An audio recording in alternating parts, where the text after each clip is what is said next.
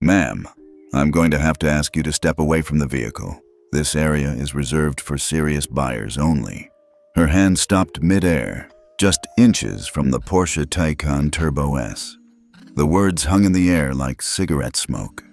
The man speaking wore a fitted navy suit, gold cufflinks, and a practiced smirk that said he had made this assumption before. Many times. He wasn't security. He was worse. Someone with just enough authority to feel dangerous and just enough bias to make it personal. Behind her, someone let out a sharp breath. Then came the faint, familiar sound. Click. A phone camera. A live stream had just gone live. Seriously? A woman's voice whispered off screen. She literally just touched the door handle. The man didn't flinch. We've had issues with people just wandering in, he added, eyes scanning Amara from head to toe. You understand. She turned her head slightly, not enough to give him the satisfaction of eye contact, but enough to register the moment. Behind her, viewers began rolling in. The live stream caption, Porsche Beverly Hills being real bold today. Amara said nothing. She looked down at her watch. 10:43 a.m., 2 minutes. She took a quiet breath and retracted her hand. Slowly, deliberately, as if she was the one choosing to step back, not being pushed. Then she turned and began walking, not toward the exit, but deeper into the showroom. The man blinked, thrown off. Ma'am, I heard you, she said calmly. You made yourself quite clear. Then let me save you some time, he pushed. That car's starting at $180,000, before options, before taxes. Test drives require pre-approval and income verification. And you assume I have none of that, she said without turning. He opened his mouth, but another voice beat him to it. This one from behind the camera. Oh no, she's about to eat him alive. The man's name tag read Derek Stone, sales manager. He didn't know it, but he had just made the worst mistake of his career. Dr. Amara Williams didn't look like money today. Not the kind he was trained to recognize. She wore no flashy jewelry, no designer bag, no entourage. Just a clean, fitted gray trench coat, dark trousers, polished sneakers, and a black leather briefcase that now rested on the nearest showroom desk. The initials embossed on it, AW, meant nothing to Derek, but they meant everything. Her Apple Watch buzzed again. 10:44 a.m. Jessica, the woman live streaming, adjusted her camera angle. Y'all, she whispered into her phone, this man is really out here assuming. The viewer count had jumped from 200 to 6,500 in under 3 minutes. Derek, unaware, continued to talk. I'm happy to point you toward our pre-owned section. There's a dealership down on Olympic that might be more your range. Amara finally turned. Her face was still, calm, almost serene, like someone who had been insulted by better people and lived to outlast them all. I didn't ask for your recommendation, she said evenly. Ma'am, I'm just trying to... You're not trying to help. You're trying to escort me out without technically saying it. Derek chuckled awkwardly. Look, these vehicles aren't for everyone. Jessica's live stream ticked past 15,000 viewers. A couple on the far side of the showroom, white, mid-50s, stopped pretending to browse. They were watching now too, phones half raised. Still, Amara didn't raise her voice. She turned to inspect the Cayenne SUV on display, running her fingers across the smooth metallic paint. Is it always this quiet in here? She asked over her shoulder. Derek frowned. What? She pointed at the ceiling. No music, no hum, just tension. Derek tried to laugh again. It's a minimalist experience. It's suffocating, she said. 10:45 a.m., right on schedule. Her phone rang. She picked it up and answered with calm authority, not moving her gaze from the Cayenne. Yes, proceed. Confirm controlling interest. I'll handle communications on site. Click. She ended the call and tucked the phone away. Derek's brow furrowed. Wait, What? Amara finally faced him fully. Her presence, now undeniable, had settled like gravity in the room. I'm Dr. Amara Williams, she said softly, CEO of Horizon Equity Group. Silence. Jessica gasped. Oh my God. Derek blinked. Sorry, I didn't realize. No, you didn't, Amara said. She opened her briefcase and withdrew a thick legal folder, setting it on the glossy hood of the Taycan. The embossed seal read, Premier Motors Acquisition, Executed Contract, Controlling Stake, 67%. The camera zoomed in. Jessica's viewer count hit 38,000. Effective this morning at 10:45 a.m., Amara continued. Horizon Equity became the majority stakeholder in this dealership, and 6 others in this region. Derek took a shaky step backward. Another voice, Maria, a junior associate at the front desk, whispered to no one in particular, Is this really happening? Amara didn't flinch. I didn't come here to be recognized, she said. I came here to observe. And you, Mr. Stone, gave me more insight than I could have hoped for. The room was dead silent. Please have your regional director meet me in the conference office in 10 minutes, she added, turning toward the office hallway. We'll begin the management review immediately. Derek's mouth opened, but no sound came out. Jessica ended her stream with one sentence. She didn't raise her voice once, and somehow she owned the whole damn place. Derek Stone hadn't moved. He stood there, mouth half open, as Dr. Amara Williams turned and walked toward the back hallway of the showroom, the one labeled Management Offices, Staff Only. Every footstep she took was deliberate, not loud, not rushed, just inevitable, like gravity walking through glass. The Porsche showroom was supposed to be quiet luxury, but now the quiet was choking. He looked around, hoping someone else would step in, but no one moved. Not Maria at the desk, not the couple who'd paused their fake interest in the Cayenne, and definitely not Jessica, who had restarted her live stream, now with 43,000 people watching. Wait, Derek finally muttered. Wait, this can't be real. He rushed to the desk, pulled up the internal schedule, scrolled through names. There it was. 10:45 a.m. Dr. Amara Williams. Internal acquisition visit. Do not announce. His stomach dropped.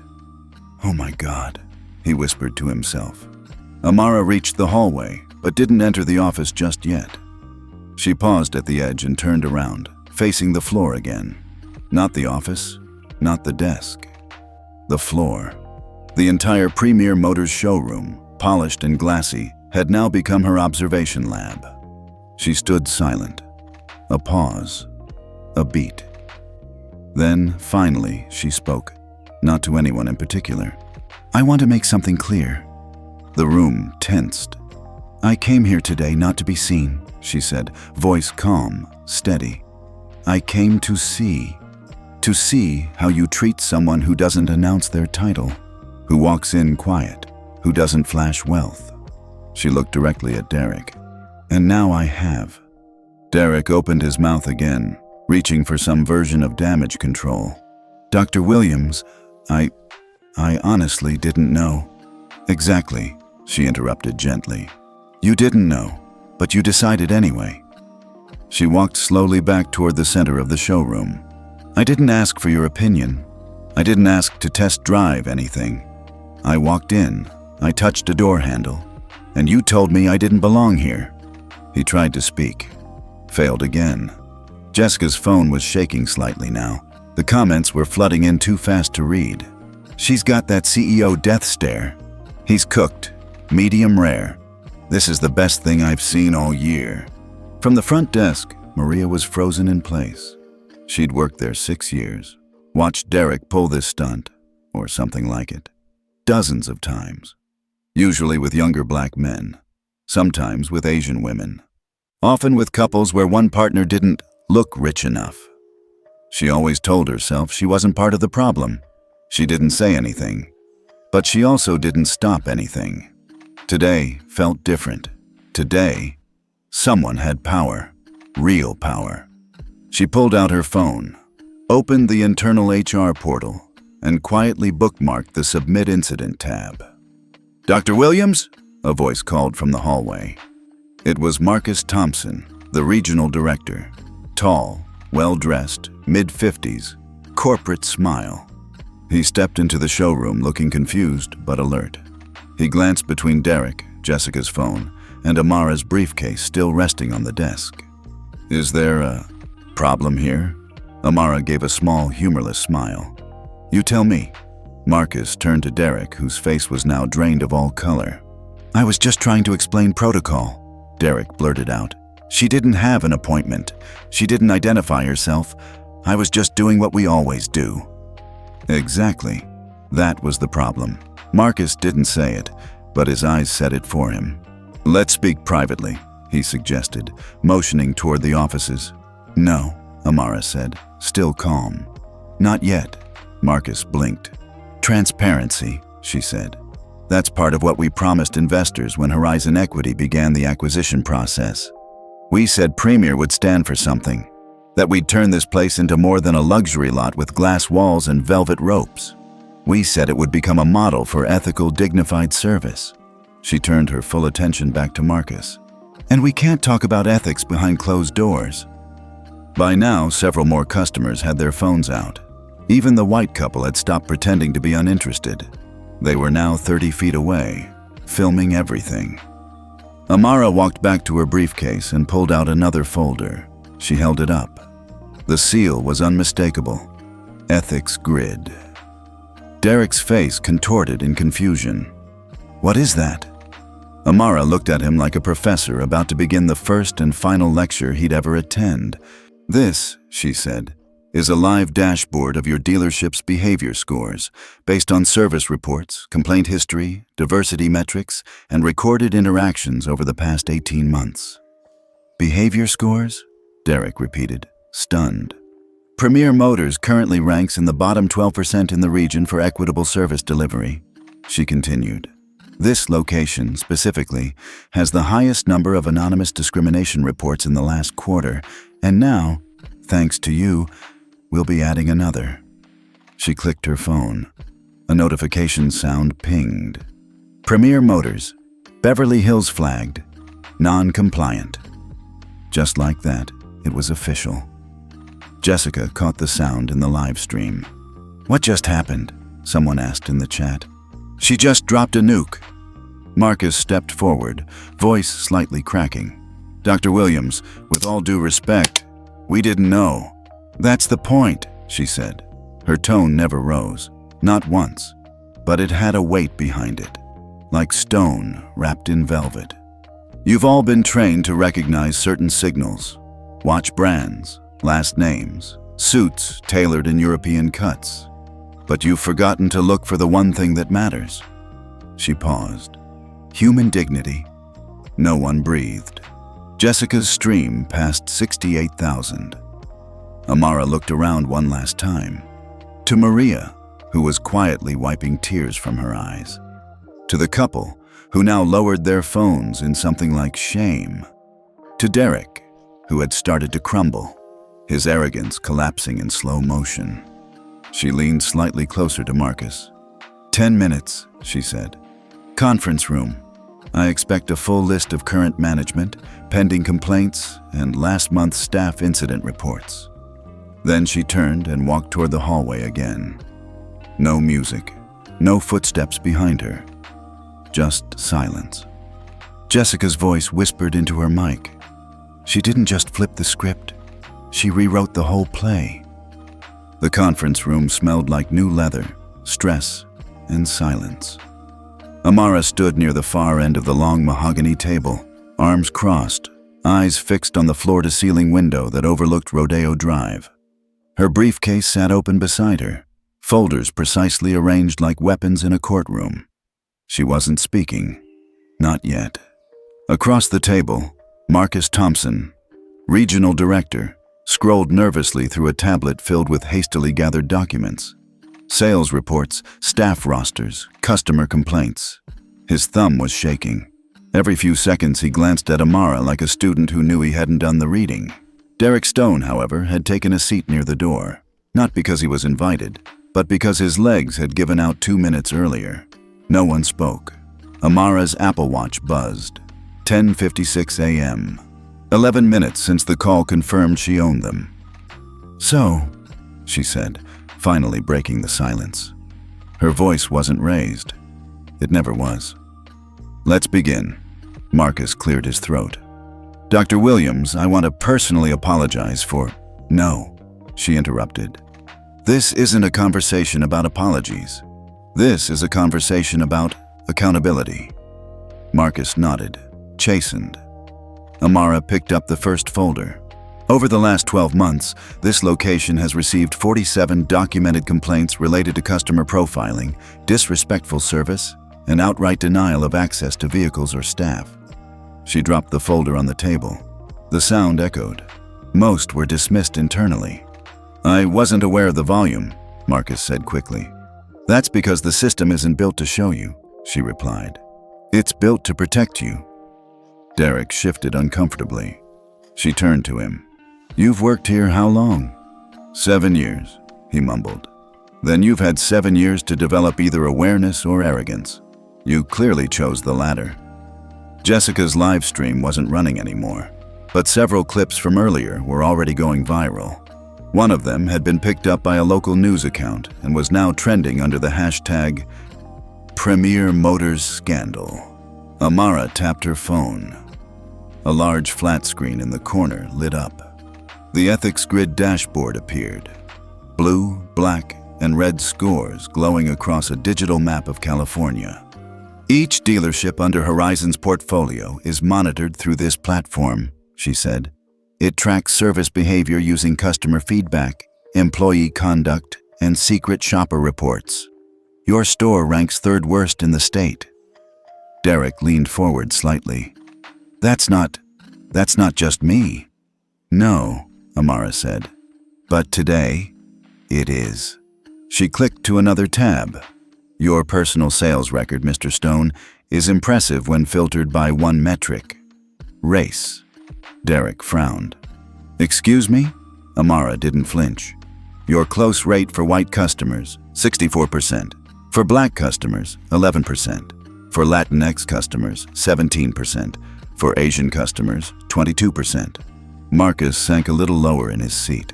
"This isn't bias," Amara continued. "This is a pattern. One that cost Premier Motors an estimated $2.3 million in lost sales and brand defection over the last fiscal year." She turned the screen off. "I didn't come here to catch you on a bad day," she added. "I came here because we've been tracking you for months." Derek looked like he'd swallowed a burning coal. At that moment, Maria, the junior associate from the front, knocked gently and stepped in. Her face was pale, eyes wide. "There's, media outside. Channel 5, Fox 11, CNN just pulled up." Marcus groaned. Derek's face went gray. Amara gave a single nod. "Let them wait. We'll give them something accurate soon." Maria hesitated, then whispered, "Also, ma'am, your live stream earlier, it's been reposted by Harvard Business Review." Amara blinked just once. "Thank you." Maria left, but not before giving Derek a look that was part anger, part disbelief, and part, "You really did this to yourself." Marcus tried again. "Dr. Williams, I think Derek now understands the gravity of his actions, and perhaps with some retraining." Amara held up a hand. "I'm not interested in whether he understands. I'm interested in whether the system changes." She turned back to Derek. "There are 2 types of discrimination, deliberate and systemic. One is based on personal ignorance. The other is based on comfortable patterns. You're the embodiment of both." Derek looked down. Amara reached into her briefcase and pulled out a small black device, about the size of a hearing aid. "This," she said, holding it up, "is a recording device." Derek's eyes widened. "I wore it during our entire interaction. Crystal clear audio. Everything you said, everything you didn't." She placed it gently on the table. "I also have footage from security cameras, 2 customer phones, and the live stream that reached over 100,000 people." Derek's voice cracked. "What? What happens now? Amara turned to Marcus. Review his contract. Marcus swallowed. It's an at-will position, no severance clause. Good, Amara said. She opened a new folder and slid it across the table. Here's your resignation letter, Derek. Neutral tone, no mention of cause. If you sign now, we verify dates only. If you refuse, we file termination for cause and attach it to the HR database that feeds into every major luxury dealership in California. Derek's hands trembled. I have kids. Amara's voice stayed even. You should have considered that before deciding who you thought deserved respect. He didn't cry, not yet. But the tears were hovering behind his eyes. The silence stretched for a full 30 seconds. Then Derek picked up the pen. He signed. Amara didn't smile. She simply nodded. Maria will escort you out through the side entrance, she said. Your exit will not be filmed unless you choose to walk through the main floor. He stood up slowly, said nothing. As he reached the door, Amara spoke one last time, not cold, not cruel, but absolute. Power doesn't always come with volume. Sometimes it comes in the form of silence you don't recognize, until it rewrites your future. Derek paused, but didn't turn around. He walked out. For good. Marcus leaned back, visibly shaken. Dr. Williams, he began. I know I've allowed things to slide, but I truly do want to make this right. Then start by understanding this, Amara said, walking to the screen again. She clicked a final slide. System Reform Timeline, Phase 1. It included mandatory monthly ethics training, real-time bias flagging via ethics grid, anonymous staff reporting access, community partnership KPIs. This isn't a reaction, she said. It's a rebuild. Marcus studied the list. I'm ready to help. Amara paused, then nodded once. You have 90 days to prove it. By the time Derek was out of the building, the temperature in the conference room had dropped by 10 emotional degrees. The silence wasn't heavy anymore. It was surgical. Amara gathered the final folder from her briefcase and placed it flat on the table. Now, she said, eyes on Marcus, we deal with the real issue. He didn't ask what she meant. He already knew. This isn't just about one man, she began. Derek was a symptom. You, Marcus, are part of the system that enabled him. Marcus sat straighter in his chair, not out of defiance, out of instinct. Like someone hearing a verdict and trying to look taller before the hammer dropped. Amara slid the folder toward him. Inside, printouts of internal performance memos, HR email chains, and, most damning, a spreadsheet of buried customer complaints going back 2 years. Most of them tagged, resolved, no action needed. Did you write any of these? She asked, tapping her finger against the folder. Marcus didn't answer right away. Some of them, he admitted. But those outcomes weren't all mine.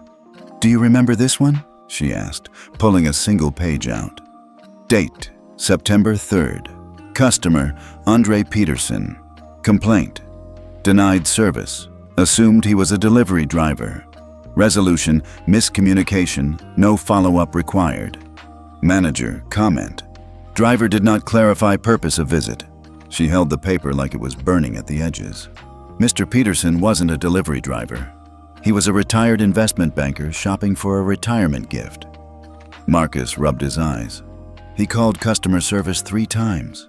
No one returned the call. Amara continued. The 4th time he contacted our board. She dropped the sheet. He died last spring. Never got a call back. Never came back to this store.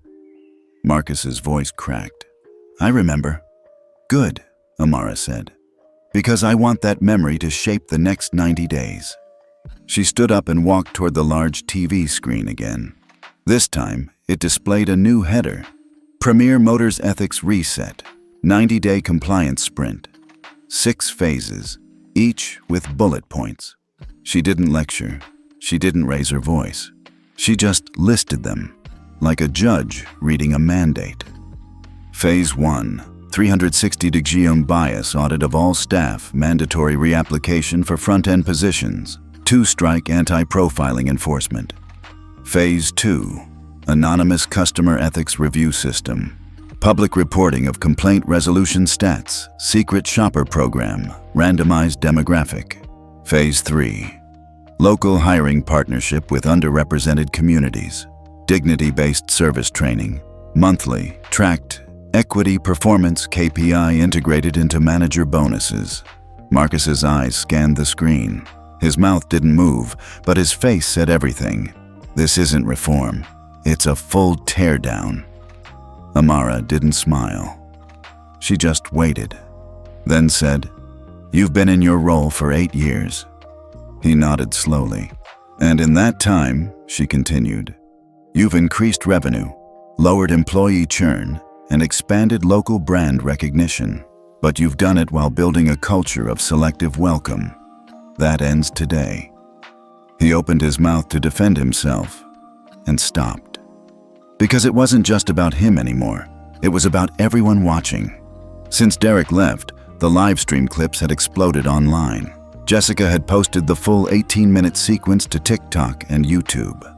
The title? "She owns the dealership now. Watch this racist manager fall apart." And now, on the showroom's front glass, a news crew was setting up lighting. "I'll need your cooperation," Amara said, still looking at the screen. Marcus nodded. "You'll have it." "No, Marcus," she said calmly. "I don't need promises. I need proof." She clicked a button. A new slide appeared. Compliance Sync Gateway Access Request. Marcus leaned forward. "You're installing the gateway?" "Yes." The Compliance Sync Gateway was an independent ethics platform. Real-time, irreversible, and unforgiving. It tracked racial bias, profiling reports, time to service by demographic, and anonymous internal whistleblower alerts. Only 12% of dealerships in the country had implemented it. Most feared it. Amara was the one who helped design it. She watched Marcus closely. "You'll give full access, real-time API syncing, dashboard reports sent to headquarters, any flagged behavior automatically escalated." Marcus's voice was barely audible. "That would mean full external visibility." "That's the point." He hesitated. "And if we refuse?" Amara didn't flinch. "I make a call to the board. You lose your leadership role, and Premier Motors Los Angeles becomes the first pilot location for our national turnaround campaign, run directly from my office." The room went still. Marcus adjusted his collar, looked out the window, breathed once, then again, then nodded. "Do it." Amara clicked, "Submit." The gateway activation began syncing. It was done. Just then, Maria poked her head in again. "Sorry to interrupt," she said, "but, the CEO of Lux Drive Auto just called. She saw the stream, wants to talk." Marcus raised a brow. Amara smiled for the first time that morning. Small, tight, calculated. "I'll take it from the car." Maria nodded, then paused. "Dr. Williams?" "Yes?" Maria looked down for a moment. "I just wanted to say thank you. I've worked here for 6 years. I've seen so much of this and said nothing. I didn't think anyone would ever see it from the top." Amara's voice softened, just barely.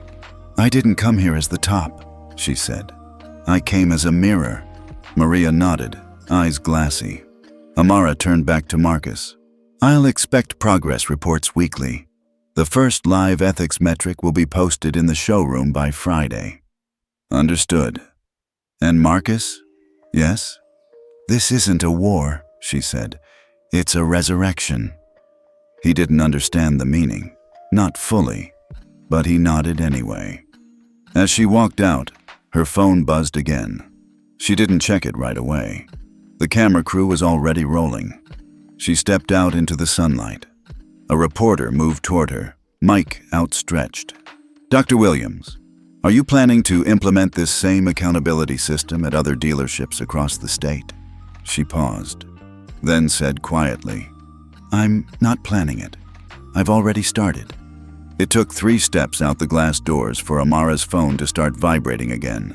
Then another, then another. The sunlight was sharp now. Mid-morning Los Angeles heat, reflecting off the chrome bumpers in the showroom lot. But it wasn't the sun making her pause. It was the call. Caller ID, Celeste Alvarez, Lux Drive Auto CEO. She answered. Calm. "Celeste." "Amara," the woman replied, voice tight with urgency. "I saw the live stream. I need to talk. Privately." Amara nodded into the phone. "I figured you'd call." Celeste inhaled. "Is it true?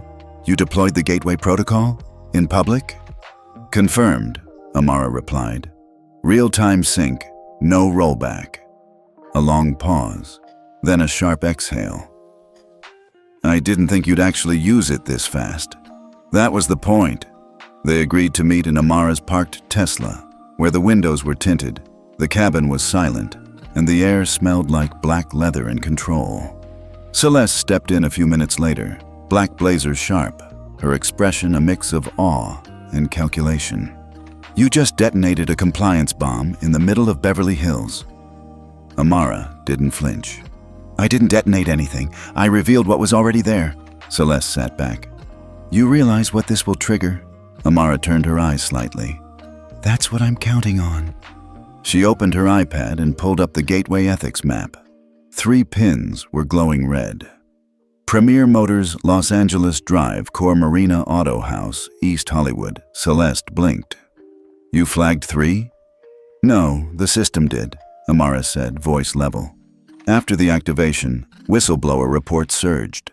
3 dealerships tripped the ethics risk threshold in under 45 minutes. Celeste stared. 45 minutes? Amara didn't look away. Systemic rot doesn't need time, it just needs light. Celeste ran a hand down her face. "You're going to force everyone to choose."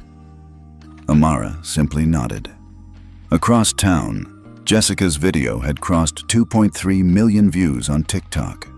On YouTube, the live stream replay had hit trending. The thumbnail? Amara standing at the desk, briefcase open. Derek frozen mid-sentence. The title? She didn't raise her voice. She just owned the room. By 12:17 p.m., the first press inquiries started pouring into Horizon Equity. By 12:23, CNBC called the incident a masterclass in ethical leadership. By 12:40, the chairman of the California Dealer Board messaged Amara directly. "Can we talk today? I think we just witnessed a new industry standard." Celeste turned to Amara again, her voice suddenly lower. "Do you believe this will scale?" Amara finally turned her full attention to her peer. "Not if we frame it as punishment." Celeste furrowed her brow. "It has to be bigger than retribution," Amara said. "People don't follow reform, they follow courage. And right now, the industry is scared. They're watching this moment and waiting to see what kind of God walks out of that building." Celeste's eyes widened. "Did you just say God?" Amara looked away for a beat, not smiling, not dramatic, just certain.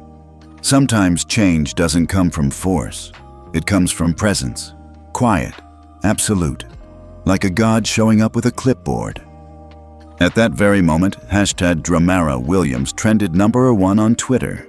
One quote from her leaked into the viral stratosphere. "I didn't come as the top, I came as a mirror." Underneath it, people posted their own stories about bias, rejection, silent rage at being judged by looks before words. By 2:07 p.m., Amara's legal counsel forwarded a message from the CEO of DriveCore, a rival dealership group. Subject: Ethics Compliance Request. Urgent. Body: Dr. Williams, we're interested in licensing your gateway dashboard for 3 of our locations. Can we speak today? Amara took a deep breath and let it out slow. Celeste stared at the iPad map again. "You understand this will bankrupt the old model, right?" Amara nodded. "Good," she said, "because I'm tired of the old model." She tapped her iPad once more. A new window opened. Passenger Ethics Accord, Automotive Sector Draft. Celeste's jaw dropped. "You're bringing the Accord to dealerships?" Amara turned to her fully now. Her voice was almost a whisper. "The same dignity we demand in the skies, we now demand on the ground." A few streets away, Derek was at home, still in his dealership blazer, watching himself spiral across 5 screens. His email had been locked out. LinkedIn was roasting him. The phone rang. He answered. "Derek Stone?" "Yes. This is Vira News. Would you like to respond to the video going viral?" He swallowed. No comment. Too late. Meanwhile, back at Premier's lobby, customers were now arriving specifically to ask, "Is this the place that woman reformed?" Maria, still shaken, still emotional, answered yes. And for the first time in 6 years, meant it with pride. Amara's Tesla pulled out of the lot, headed toward Wilshire. Celeste's car followed behind. Inside, Amara leaned back, resting her head against the seat. For a long moment, she said nothing. Not because she had nothing to say, but because silence was louder now. She checked her phone one last time. Her assistant had sent the headline from Forbes, "The CEO who changed everything without saying a word." She closed the phone and smiled. Not for the cameras, not for the press, for the mirror. The press conference was scheduled for 9 a.m. sharp at the Griffith Center, a modern glass-paneled event space overlooking downtown Los Angeles. But by 8:12, the seats were already full. Business leaders, journalists, dealership executives, ethics compliance officers, even a few cautiously curious politicians filled the room. None of them had seen something like this before. What stunned them wasn't the setting. It was the silence. There was no pre-show music, no promotional videos looping in the background, no chatter from stage managers, just the weight of expectation. And Amara Williams, standing behind the podium, black suit flawless, no notes in hand. She didn't need them. The live stream ticker on YouTube had passed 430,000 viewers. Jessica was there too, front row, invited personally. The headline on the stream? Live. Dr. Amara Williams unveils nationwide dealership ethics accord brought to you by Horizon Equity Group. At exactly 9 a.m., Amara leaned into the mic. Her first words were slow, deliberate. Power doesn't always look like what you expect, and neither does dignity. No applause, just a room inhaling as one. She continued, "Last week, I was denied service at a dealership because someone looked at me and assumed I didn't belong. They didn't ask, they didn't know, but they decided anyway." A pause. "And for every one of me, there are millions of others who never had a camera watching, who walked away quietly, who told themselves it wasn't worth fighting." A single woman in the crowd wiped her eye. "Today, we change that." Behind Amara, the screen lit up with a bold, sharp title. The Williams Standard, a national ethics accord for ground-level dignity. A soft murmur ran through the room. She laid out the principles, not in corporate jargon, but in language that pierced. Service without profile.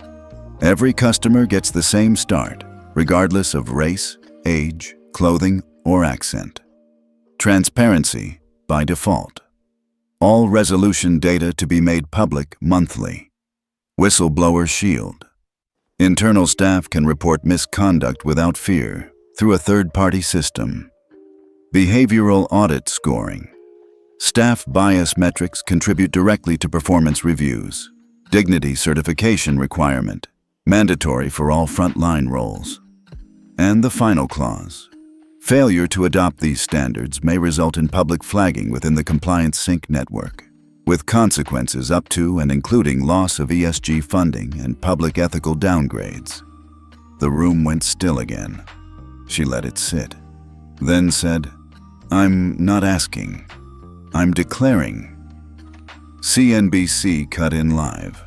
Forbes ran a headline in real time. She didn't raise her voice, but everyone heard her. Backstage, Maria stood watching. the receptionist who once lowered her eyes when customers were profiled. Now she stood tall. One of Amara's team whispered to her, "You okay?" Maria nodded. "I've never seen a Chua move like this." He blinked. "What?" "Nothing," she smiled. "Just feels like something divine just walked into the room and changed the rules." Meanwhile, across the country, a dealership chain in Chicago paused all operations for a surprise staff meeting. In Dallas, a regional director pulled up the live feed on a projection screen and didn't say a word. In Newark, a young black woman shopping for a new car whispered to her dad, "She looks like me." He just nodded, eyes glassy. The Q&A began. First question from Bloomberg. "Dr. Williams, some say this move is too aggressive, that it could bankrupt small franchises." Amara smiled, calmly. "Dignity isn't aggressive. It's overdue." Second question from a mid-sized dealership owner.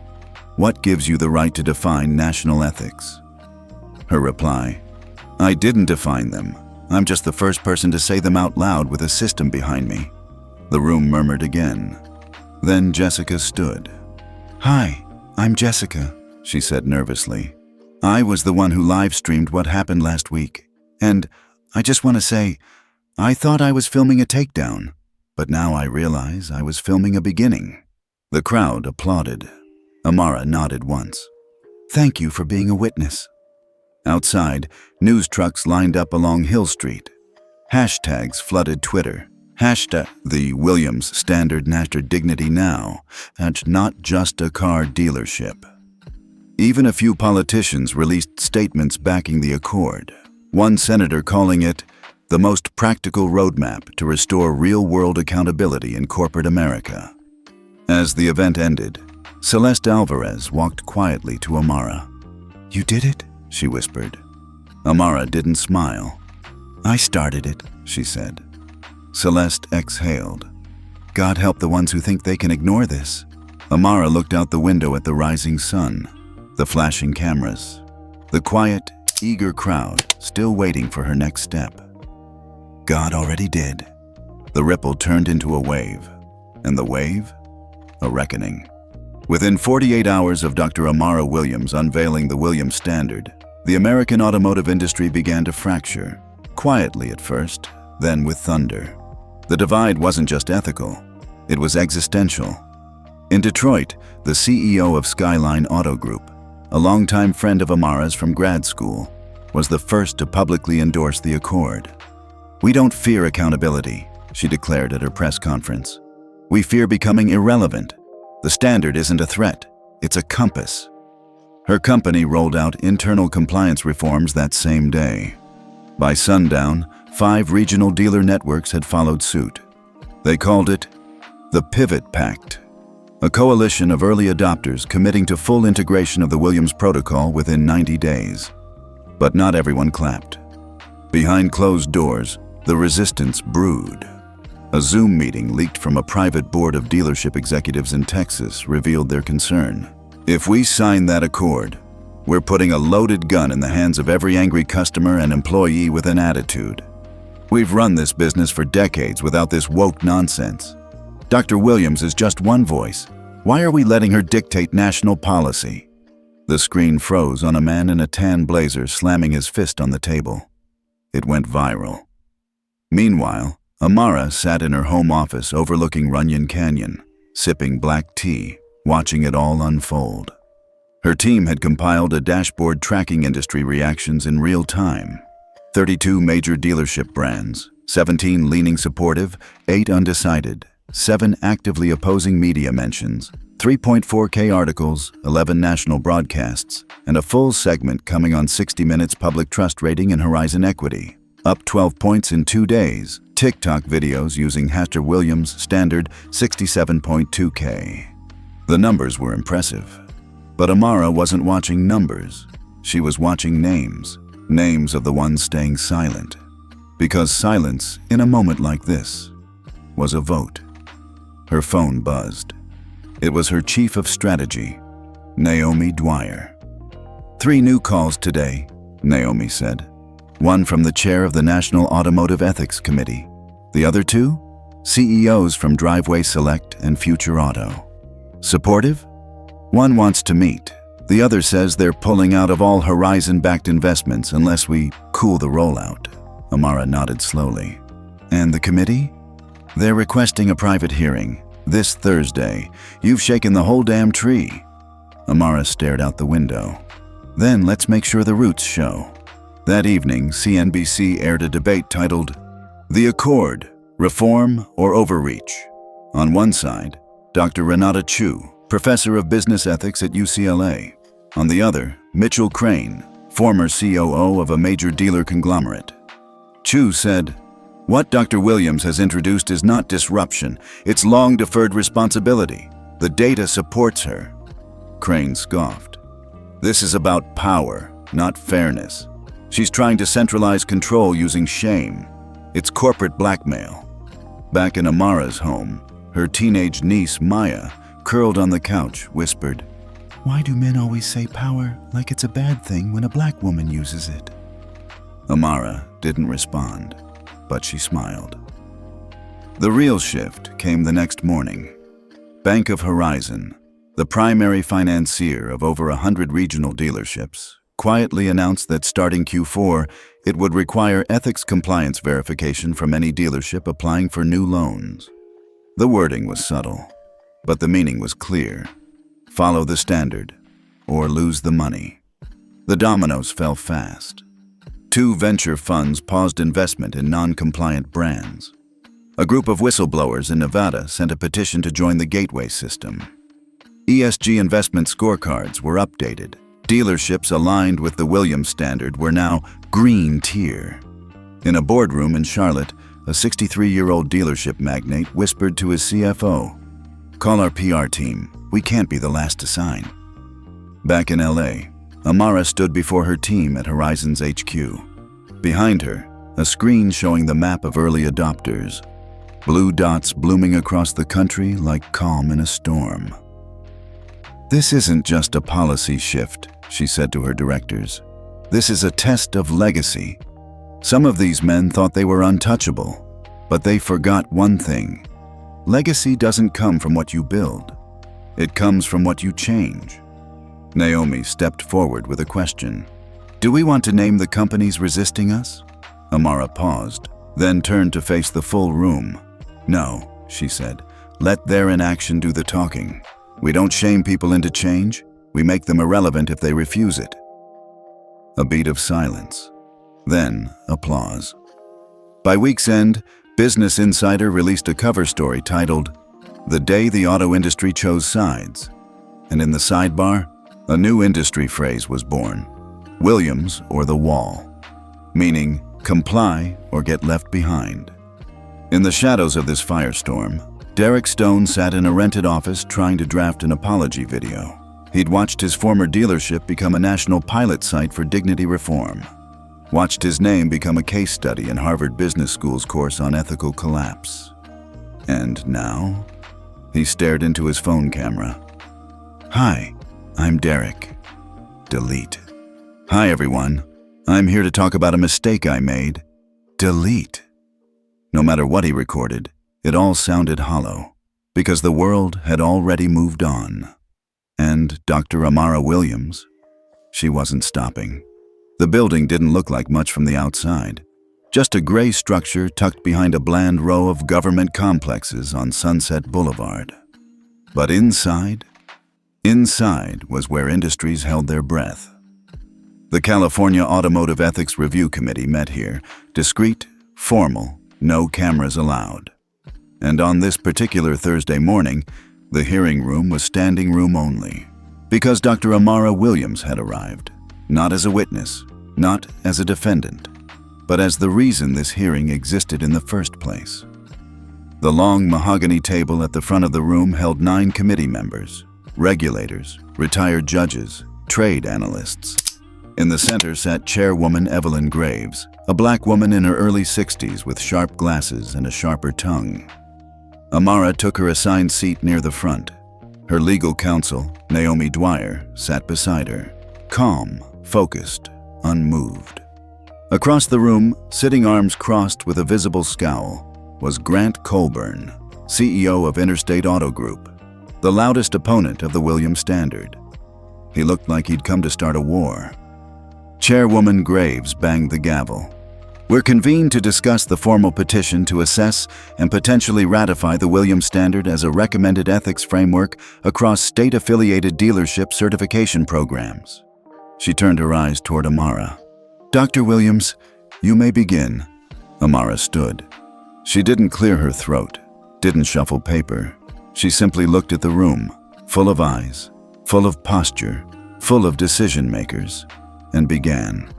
"I was humiliated in a dealership I could have purchased outright. Not because of my money, not because of my record, but because I didn't look like what they expected power to look like. So I built a system where no one else would have to earn respect twice just to buy a car." She paused. "This isn't personal vengeance. It's structural accountability.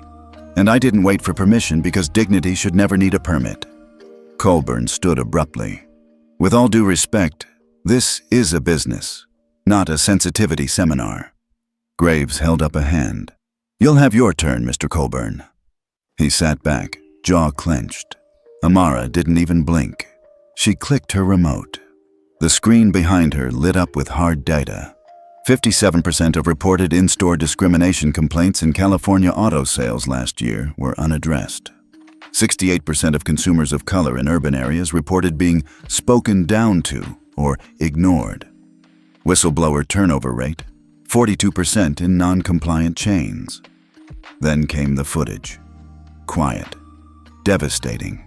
Clips of real interactions, one by one. Uncomfortable, familiar.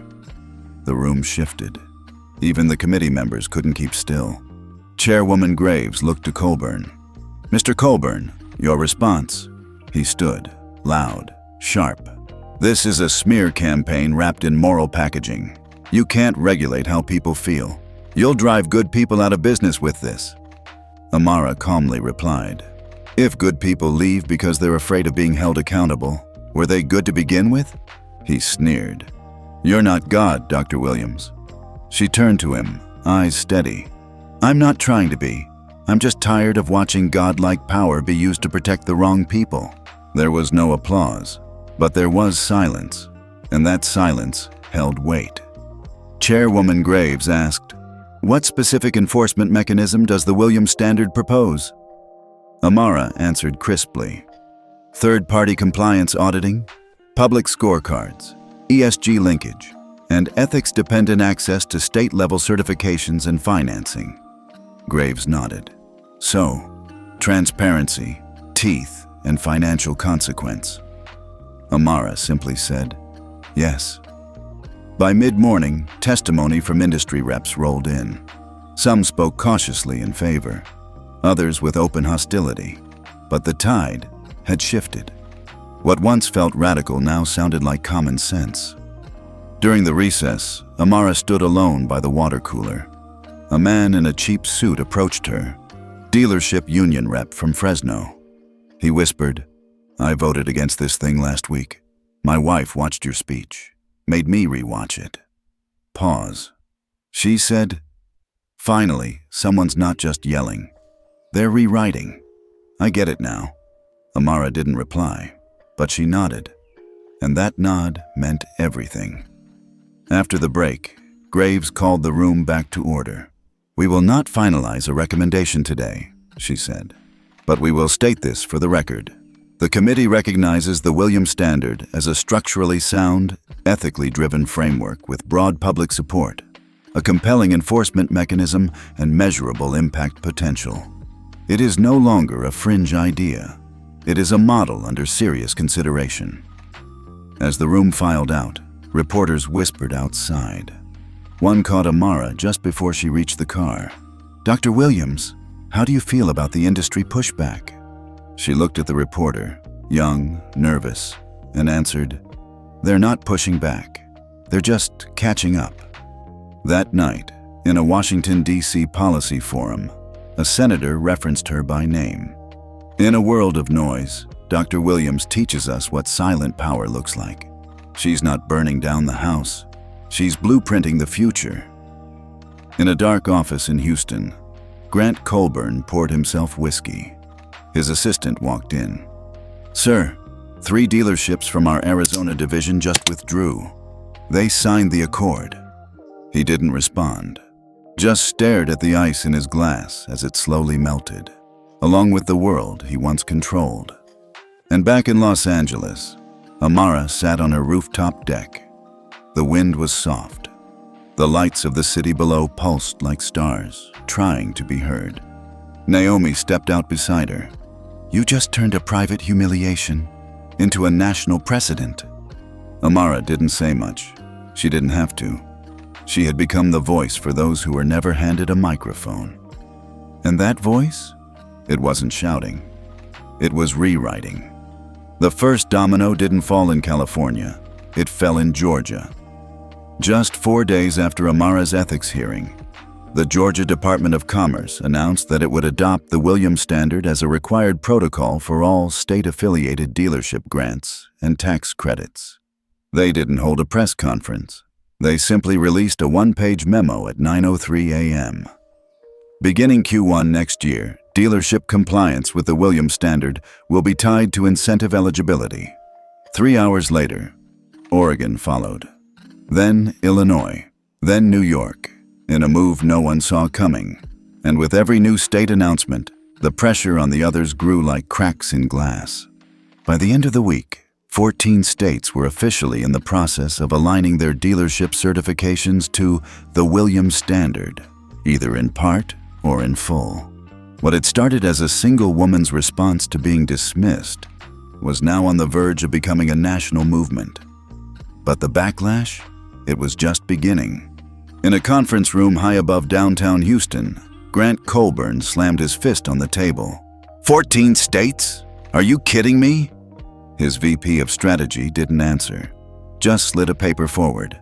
Confidential, Emerging Dealership Compliance Index, EDCI ratings, Interstate Auto Group, C. Colburn's face turned red. "What the hell is this now?" "It's a draft," the VP said.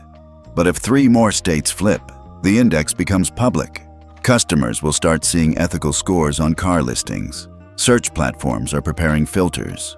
Colburn leaned back. This woman is about to burn down the entire sales model.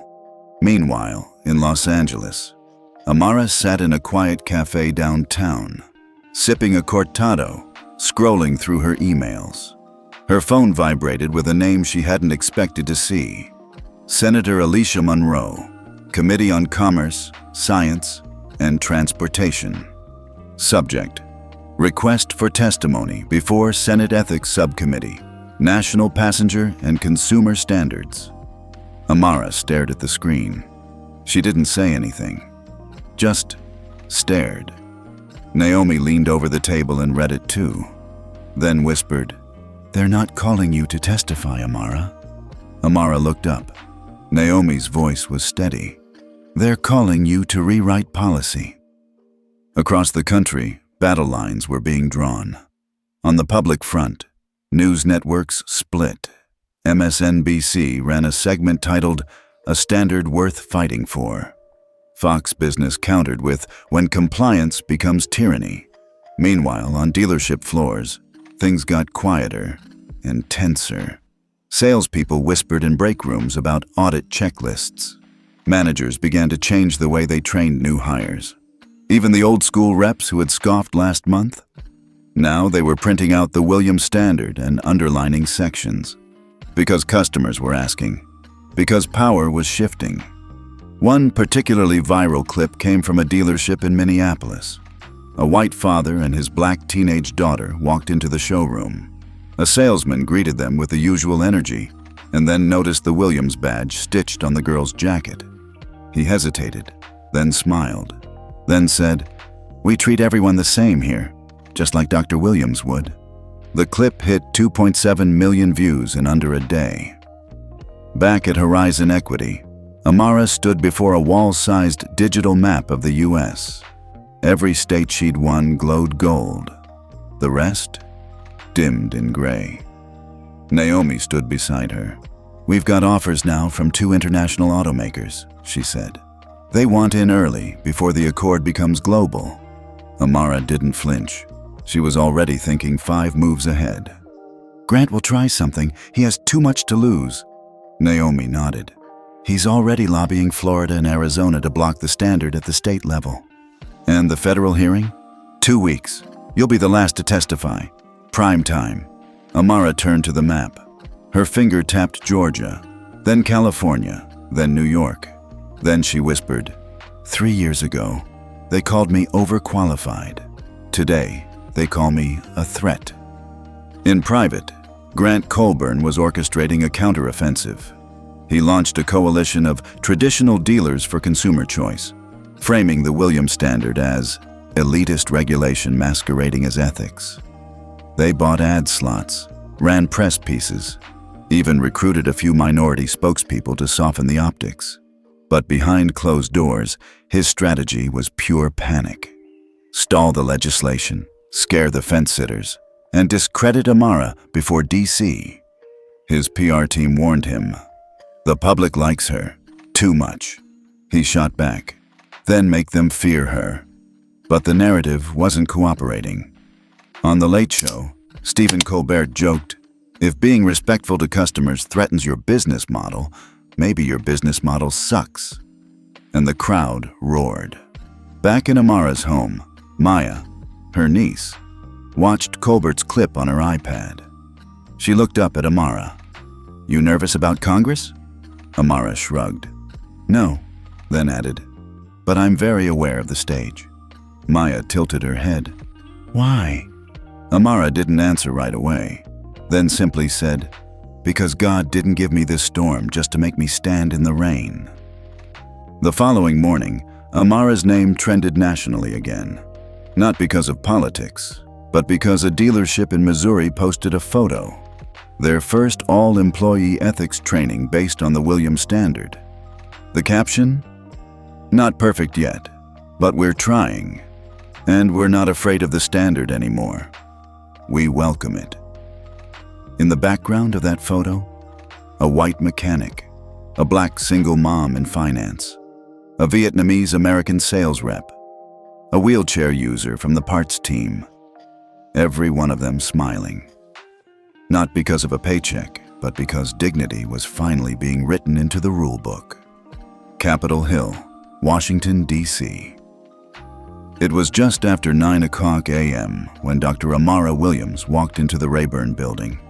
Wearing a charcoal blazer, minimal makeup, and no jewelry other than a small silver ring passed down from her grandmother, she looked nothing like the CEOs who had spoken before her. She looked like someone with nothing left to prove, yet somehow she carried more weight than any of them. The chamber was packed. Senators, lobbyists, media, industry reps, everyone was there. Because this wasn't just a hearing, it was a reckoning.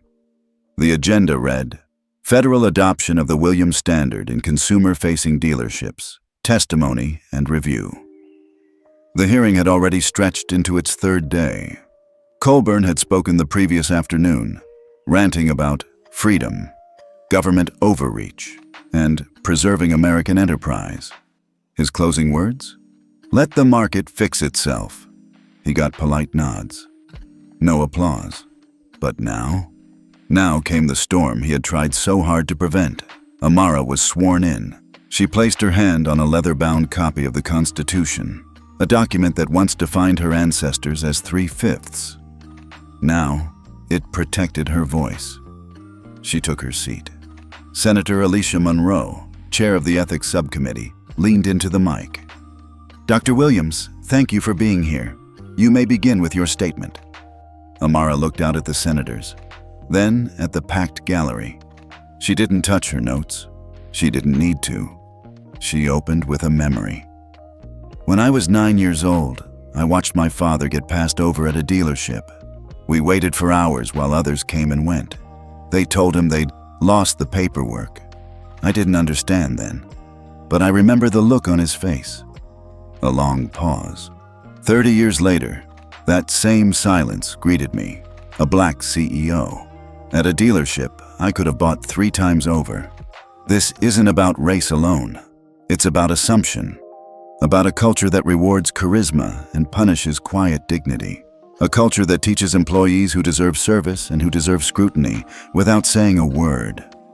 You could hear the HVAC hum. She wasn't angry. She wasn't raising her voice. She was simply undeniable. The Williams Standard doesn't punish dealers. It protects the people who walk in with nothing but a name and a dream. I'm not asking this body to endorse a brand. I'm asking you to choose between performance metrics and people metrics. Because power without ethics is just dressed up neglect, Senator McKenna from Nebraska interrupted. Dr. Williams, some say your proposal would cost dealerships too much, that it could hurt rural economies. Amara nodded. I've heard that, and I respect that concern. But dignity is not a budget line. And if your business model relies on biased discretion, maybe that business model deserves to fail. A soft wave of murmurs rippled across the room. Senator Hernandez leaned in. Can you clarify how this would be enforced federally? Amara's voice didn't waver. Federal ESG-linked funding, access to supply-side dealership incentives, and national certification databases, all conditional upon ethics compliance verified by third-party audits. She paused. In short, we tie ethics to eligibility, not just efficiency. The senators asked more questions. Amara answered everyone with clarity, grace, and fact. But the moment that shifted everything wasn't technical. It was deeply human. Senator Monroe asked quietly, "Why did you keep going, Dr. Williams? Why not take the win and walk away?" The room stilled. Amara looked down, then back up. Because I didn't do this for revenge. I did it so my niece wouldn't walk into a dealership someday and be asked if her parents could afford the car. I did it because the next 9-year-old shouldn't have to inherit silence. That was when it happened. You could feel it. The collective emotional exhale. It was no longer a policy debate. It was a cultural inflection point. Outside, live coverage from C-SPAN, CNN, and PBS broadcast her testimony to over 12 million viewers. Clips exploded across social media. One quote went viral. She didn't yell. She just rearranged the room with her presence.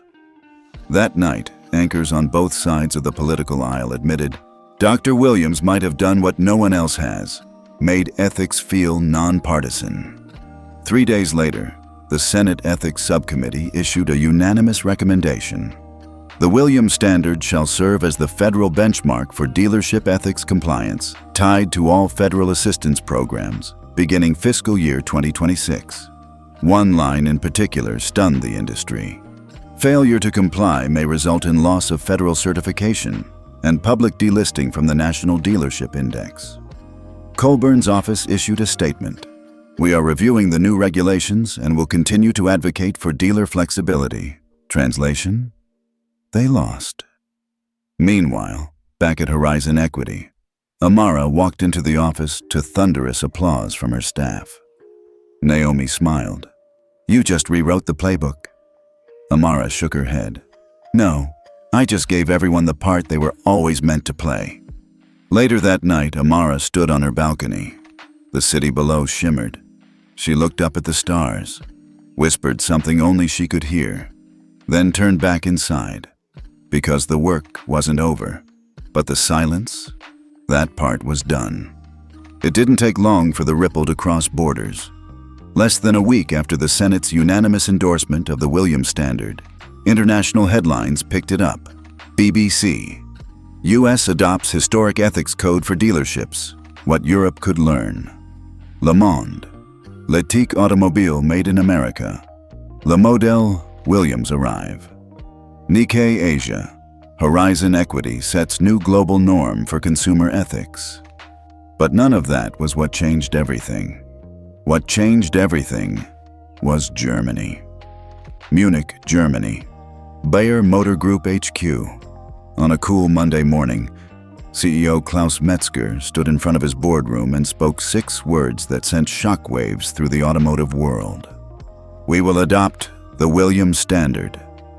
The silence that followed wasn't resistance, it was respect. Because Bayer wasn't just any manufacturer. They were legacy, precision, power. The company that once swore never to adopt foreign-born compliance frameworks. But this was different. Metzger continued. Dignity is not cultural, it's universal. By Friday, Hyundai, Peugeot, and Volvo had joined the initiative. Each company issued a similar statement. We recognize the Williams Standard as a foundation for the next generation of consumer trust. And just like that, what began with one woman's humiliation in a showroom became the first global ethics standard in the auto sales industry. Back in Los Angeles, Amara was catching her breath, not because of exhaustion, but because, for once, she didn't have to lead the charge. Others were doing it now. Others had found their voice. She sat by the window in her office, sipping ginger tea, watching emails pour in from countries she'd never even visited. A small message blinked into view. Subject: from a dealership in Cape Town. Town. Ma'am, I just wanted to say thank you. We printed the standard. My staff posted it on the wall without me asking. We're ready. She stared at the screen, then quietly said to herself, God, I didn't ask for this, but I accept it. On the street, passers-by no longer stared at Amara like they didn't recognize her. They smiled. They nodded. A woman in her 70s grabbed Amara's wrist gently at a crosswalk and said, You gave people their name back. Naomi brought news that afternoon. UN Business Council wants to meet, she said. They're drafting a multi-sector version of the standard, one that applies across retail, tech, and finance. Amara raised an eyebrow. So, dealership dignity turned into global corporate ethics? Naomi smirked. Exactly, and they want you to co-author it. Amara didn't respond right away, then finally said, Let's make sure they know. This isn't about checking boxes. It's about restoring people's place. The next morning, Time magazine released its new cover. It featured Amara, not smiling, not posing, just walking forward in a gray coat, briefcase in hand. The headline? The Woman Who Rewrote Business. But none of this mattered as much to Amara as what she saw the following Sunday. She visited the same dealership where it had all started. Different staff, new manager, same building. But this time, as she stepped through the doors, a young black woman at the front desk stood, smiled, and said, Dr. Williams, we're honored. Can I get you coffee while you wait? Amara smiled. No need. I won't be long. The manager came out, a nervous man in his 40s. Dr. Williams, if I can... She cut him off gently. I'm not here for press or conflict, just passing through. He nodded, then said something that surprised her. We teach our team your story now, during onboarding. Every hire. Amara blinked, then smiled wider. Then I guess I was never denied service? I was just waiting for the right version of you to arrive. 3 months later, Amara wasn't in front of a camera. She wasn't at the UN. She wasn't writing protocols. She wasn't testifying. She was home, wearing socks, stirring soup in a copper pot while Maya played piano softly in the next room. The storm had passed, or so she thought. The world had moved quickly. 50 U.S. states had signed onto the Williams Standard. 12 countries had implemented their own versions. Even private equity firms now linked ethics compliance to dealership valuations. Amara had done it, without ever raising her voice, without ever demanding vengeance. She'd rewritten an industry with dignity, and then stepped back. She never wanted to be a celebrity. She only wanted peace. Then came the letter. It was hand-delivered. No signature, no return address. Inside, a single page, typed. They're trying to rewrite your story, Dr. Williams. Dilute it, repackage it, strip it of the power it gave to people like me. They're replacing your standard with checklists, not values. If you walk away now, the god you've become to some of us will just become a brand. And brands don't protect people. But you still can. Please, come to Detroit. We're building something, but they won't let us finish it without you. No name, just a stamped logo at the bottom. The Factory Trust, Detroit Auto Justice Collective. Amara stared at the paper for a long, long time, then folded it slowly, slipped it back into the envelope, walked to the bookshelf, pulled down a single worn book, The Souls of Black Folk by W.E.B. Du Bois. Inside the cover, a note her father had written years ago. Don't become a god, become a lighthouse. She closed the book, then whispered, almost like a prayer, God didn't bring me through fire just to let the smoke smother others. The next morning, Amara booked a ticket to Detroit. No assistants, no press, no suits. Just her and a purpose she thought she'd already fulfilled. Now calling her again. Detroit, Michigan. Abandoned factory, 1003 A. The building was cold, dust everywhere. But inside, a group of 20 young activists, black, white, Latinx, Southeast Asian, stood huddled around a prototype terminal. It wasn't just a dealership. It was a new model of ownership. Ethics-first financing, community co-ownership, transparent pricing algorithms with built-in bias detection. They called it the People's Dealership. When Amara walked in, nobody cheered. They didn't even speak. They just cleared a space. Let her walk straight to the center. Let her see what they'd built. Then a girl, couldn't have been older than 22, handed her a clipboard. Dr. Williams, she said, we followed your standard, but we added to it. Amara flipped through the pages, reviewed the tech, reviewed the employee first terms, reviewed the protocol for community reinvestment. Her fingers paused on one line. Ethics must feel like justice, not procedure. She looked up and smiled. Then let's make this real, she said. A month later, the People's Dealership opened its doors, not with a ribbon cutting, but with a job fair for formerly incarcerated youth. No press release, just results, just change. Amara never took credit, never gave speeches. She just sat in the back once a week and listened, mentored in silence, edited policies in pen. And once, when Maya visited with her after school, the young girl asked, why don't people treat you like a god here? Amara smiled gently. Because here, I'm not one. Then added, just for herself, God made the storm. I just carried the umbrella long enough for others to find shelter. And so she stayed, not to lead, but to protect the integrity of what she'd sparked, to ensure the standard never became corporate fluff, to keep it grounded, like her, like the people she built it for, because the real revolution wasn't her name in a policy. It was how she made people believe they could walk into any room, be seen without apology, and never again have to earn their humanity. Let's be real. Should the Williams standard be applied beyond car dealerships, schools, banks, airports? Let us know what industry you think needs this kind of reset most.